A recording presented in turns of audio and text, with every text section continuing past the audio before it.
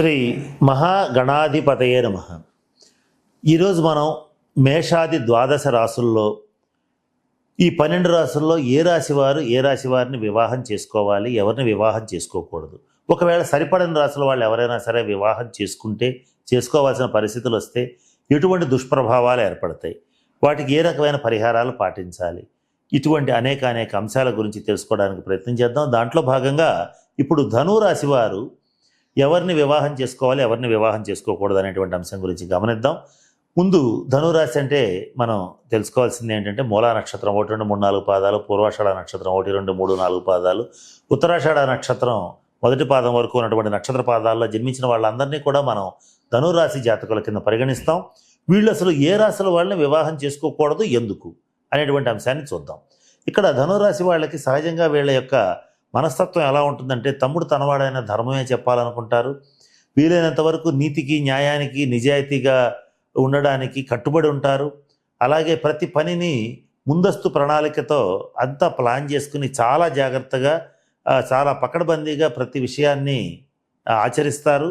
డబ్బు విషయంలో కానీ ప్రతి దాంట్లో కానీ చాలా క్యాలిక్యులేటివ్గా ఉంటారు. అంటే ధనురాశి వాళ్ళకి లెక్క చెప్పి ఎన్ని లక్షలు తీసుకున్నా ఊరుకుంటారు, కానీ లెక్క చెప్పకుండా 100 రూపాయలు తీసుకున్నా కూడా వాటి తాట తీయడానికి కూడా వెనుకాడరు. ఇటువంటి మనస్తత్వం ఉండేటువంటి ధనురాశి వాళ్ళు, అంటే ఇంత నిక్కచ్చిగా ఉండేటువంటి ధనురాశి వాళ్ళకి కొన్ని రాశుల వాళ్ళు సరిపడే అవకాశం లేదు, కనుక వాళ్ళని వివాహం చేసుకోకూడదు. ఫస్ట్ మనం చెప్పాల్సింది ఏంటంటే ధనురాశి వాళ్ళని వివాహం చేసుకోకూడదు. ఇక్కడ కారణం ఏంటంటే వీళ్ళిద్దరూ ఒకే మనస్తత్వం ఉన్నప్పటికీ కూడా 2 కత్తులు ఒక వరలో ఇమడవు. ధనురాశి వాళ్ళకి ఆత్మవిశ్వాసం, ఇందాక నేను చెప్పినట్టుగా నిబ్బరమైనటువంటి మనస్తత్వం అన్నీ బాగుంటాయి, కానీ ఇద్దరు కూడా కత్తులు లాంటి వాళ్ళు కనుక 2 కత్తులు ఒక వరలో ఇమడవు. ఇదొక సమస్య. రెండవది ఏంటంటే ఈ సంవత్సరం గమనిస్తే ధనురాశి వాళ్ళకి అర్ధాష్టమ శని సంచారం అనేటువంటిది మొదలవుతోంది. ఇద్దరికీ ఇట్లా ఒకేసారి జీవితంలో అనేక సార్లు అర్ధాష్టమ శని, అష్టమ శని, ఏలినాటి శని ఒకేసారి వస్తూ ఉంటాయి. ఈ శని ప్రభావం ఎలా ఉంటుంది అని అంటే ముఖ్యంగా ధనురాశి వాళ్ళ మీద భార్యాభర్తల మధ్య భేదాభిప్రాయాలు కల్పించడం అనేటువంటిది శని మన యొక్క కర్మల్ని అనుభవింపచేసేటువంటి దాంట్లో ఒక భాగం. ఏలినాటి శని, అర్ధాష్టమ శని, అష్టమ శని ప్రవేశించినటువంటి వాళ్ళకి ఉద్యోగంలో గొప్ప స్థితి ఉండొచ్చు, లేదా రాజకీయంగా అద్భుతమైన పరిస్థితులు రావచ్చు, పదవులు రావచ్చు, గొప్ప స్థితికి వెళ్ళచ్చు, వ్యాపారాన్ని పెంచవచ్చు, ఏదైనా జరగచ్చు. కానీ వైఫ్ అండ్ హస్బెండ్ మధ్య కానీ కుటుంబంలో కానీ అనేక రకాలైనటువంటి అల్లకల్లోలాలని సృష్టించడం అనేటువంటిది జరుగుతుంది. ఈ సంవత్సరం అర్ధాష్టమ శనిలో కూడా ఇటువంటి పరిస్థితులు వస్తాయి. వచ్చినప్పుడు ఈ 2.5 సంవత్సరాల పాటు వీళ్ళ మధ్య అనేక రకాలైనటువంటి అంశాల్లో భేదాభిప్రాయాలు వస్తాయి. తద్వారా ఆర్థికంగా ఇబ్బంది పడతారు, మానసికంగా ఆందోళనకు గురవుతారు, తీవ్రమైనటువంటి భావోద్వేగాలకి గురయ్యి ఇబ్బంది పడే పరిస్థితులు ఉంటాయి. కనుక ధనురాశి వాళ్ళని వివాహం చేసుకోకూడదు.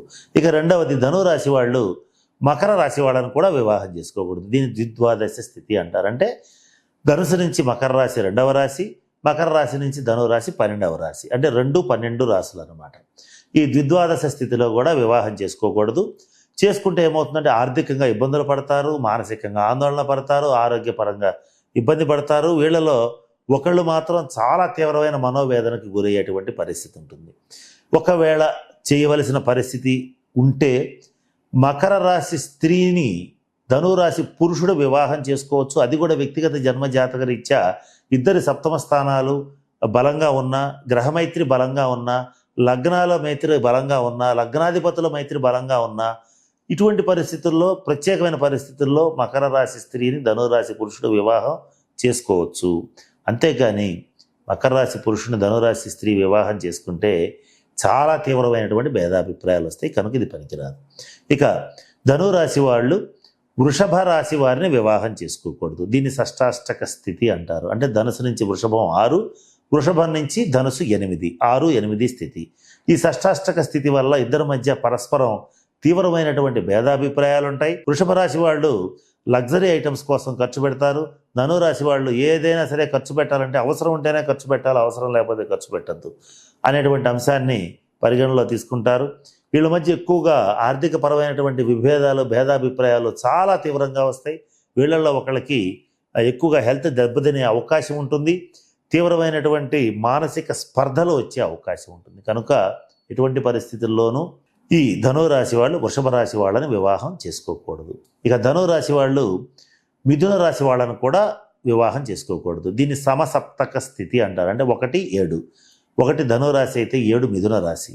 దీన్ని 1-7 స్థితి అంటారు. ఈ కాంబినేషన్లో కూడా కొంత ఇబ్బందికరమైనటువంటి వాగ్వివాదాలు భార్యాభర్తల మధ్య వచ్చే అవకాశం ఉంటుంది. అవాంఛనీయమైనటువంటి సంఘటనలు చోటు చేసుకుంటాయి. మీరు ఊహించినటువంటి ఉపద్రవాలు వస్తాయి. మూలా నక్షత్రం ధనురాశి జాతకులు, అలాగే ఆరుద్ర నక్షత్రం మిథున రాశి జాతకుల్ని గనక వివాహం చేసుకుంటే, స్త్రీ అయినా పురుషులైనా ఎవరైనా సరే చేసుకుంటే ఖచ్చితంగా విడాకులు వచ్చే అవకాశాలు చాలా బలంగా ఉంటాయి. పొరపాటును కూడా ఈ కాంబినేషన్ పనికిరాదు. వాళ్ళ మధ్య భేదాభిప్రాయాలు తారాస్థాయికి చేరుకుంటాయి. ఇంచుమించుగా విడిపోయే పరిస్థితి ఉంటుంది. ఒకళ్ళనొకళ్ళు తీవ్రంగా కొంత గాయపరచుకోవటం కానీ, కొంత ఏదన్నా ఫిజికల్గా కూడా దాడి చేయటం కానీ ఇలాంటివి జరిగే అవకాశాలు ఉంటాయి. కనుక వీలైనంత వరకు ధనురాశి వాళ్ళు మిథున రాశి వాళ్ళని వివాహం చేసుకోకూడదు. మిగిలిన నక్షత్రాల్లో అత్యవసరమైతే వ్యక్తిగత జన్మ జాతకం చూసి పనికి వస్తే చేసుకోవచ్చు. అది కూడా వీలైనంత వరకు పనికిరాదు. ఇక ధనురాశి వాళ్ళు కర్కాటక రాశి వాళ్ళని కూడా వివాహం చేసుకోకూడదు. సహజ సిద్ధంగానే సున్నితమైన మనస్తత్వం, ప్రేమ, ఆప్యాయత, అభిమానాలకి, అలాగే కుటుంబపరమైన పరిస్థితులకి, కుటుంబానికి ఎక్కువ ప్రయారిటీ, ఎక్కువ ప్రాధాన్యత ఇచ్చేటువంటి కర్కాటక రాశి వాళ్ళు జీవితంలో ఎదుగుదల, ఉన్నత స్థితి చేరుకోవటం, పేరు ప్రతిష్టలు సంపాదించటం, ఒక దృఢమైన సంకల్పం, ఒక దృఢమైన మనస్తత్వం ఉన్నటువంటి ధనురాశి వాళ్ళకి కొంత వీళ్ళ మనస్తత్వాలు ఏమాత్రం సూట్ కావు. ఇది కూడా షష్టాష్టక స్థితే. దీంట్లో ఎక్కువగా కర్కాటక రాశి వాళ్ళు ఇబ్బంది పడుతూ ఉంటారు. కర్కాటక రాశి స్త్రీ గనక ధనురాశి పురుషుణ్ణి చేసుకుంటే ప్రతి నిత్యం డిప్రెషన్కి గురయ్యేటువంటి పరిస్థితి ఉంటుంది. తద్వారా పూర్తి స్థాయి భేదాభిప్రాయాలు రావటం, కొంతమంది విడిపోవడం, కొంతమంది కర్కాటక రాశి స్త్రీలు పుట్టింట్లోనే ఉండిపోవటం, బాహ్యంగా విడాకులు తీసుకోవడం, కొంతమంది విడాకులు తీసుకోకపోయినా ఎవరి దారి వాళ్ళు చూసుకోవటం అనేటువంటిది కూడా జరిగే పరిస్థితులు ఉంటాయి. కనుక ఈ కాంబినేషన్లో కూడా వివాహాలు అనేటువంటివి పనికిరాదు. ఇక ధనురాశి వాళ్ళు వృశ్చిక రాశి వాళ్ళని పొరపాటును కూడా చేసుకోకూడదు. ఇది కూడా ద్విద్వాదశ స్థితే. ఈ ద్విద్వాదశ స్థితి వల్ల ఒకళ్ళకి తీవ్రమైన అనారోగ్యాలు ఏర్పడతాయి. ఒకళ్ళ వల్ల ఒకళ్ళు తీవ్రంగా ఆర్థికంగా ఒడిదుడుకులకి గురవుతారు. ఒకళ్ళ వల్ల ఒకళ్ళు అనేక రకాలైనటువంటి సంఘర్షణలకి గురవుతారు. ఒకళ్ళనొకళ్ళు తీవ్రంగా నీది తప్పని తీవ్రమైన పదజాలంతో దూషించుకోవటం, వీళ్ళ గొడవలు శృతిమించి రోడ్డును పట్టడం అనేటువంటిది కూడా జరుగుతుంది. కనుక వీళ్ళు ఎటువంటి పరిస్థితుల్లో ఈ కాంబినేషన్స్లో వివాహం చేసుకోకూడదు. పొరపాటున వృశ్చిక రాశి స్త్రీని ధనురాశి పురుషుడు చేసుకుంటే అది మరణతుల్యం అని చెప్పచ్చు. ఈ కాంబినేషన్ అసలు కుదరదు. ఒకవేళ కుదిరినా వాళ్ళ మధ్య తీవ్రమైన భేదాభిప్రాయాలు వస్తాయి. 100 మందిలో ఒక్కళ్ళు ఎవరన్నా బాగున్నా వాళ్ళ వ్యక్తిగత జన్మజాతకం, సప్తమ స్థానాలు, వాళ్ళిద్దరి కాంబినేషను, ఒక పెయిర్ కాంబినేషన్ బాగుంటే ఏమన్నా ఉండొచ్చేమో. అది కూడా ఈ కాంబినేషన్లో ఉండే ఛాన్సే లేదు. కానీ ఒక్కళ్ళు ఎవరన్నా ఉండే అవకాశం ఉంది. అది కూడా ధనురాశి స్త్రీని వృశ్చిక రాశి పురుషుడు చేసుకుంటేనే ఉంది. అలా కాకుండా రివర్స్లో వృశ్చిక రాశి స్త్రీ ధనురాశి పురుషుడిని చేసుకుంటే కలిసి ఉండే ఛాన్సే లేదు. కనుక ఈ కాంబినేషన్ కూడా పనికిరాదు.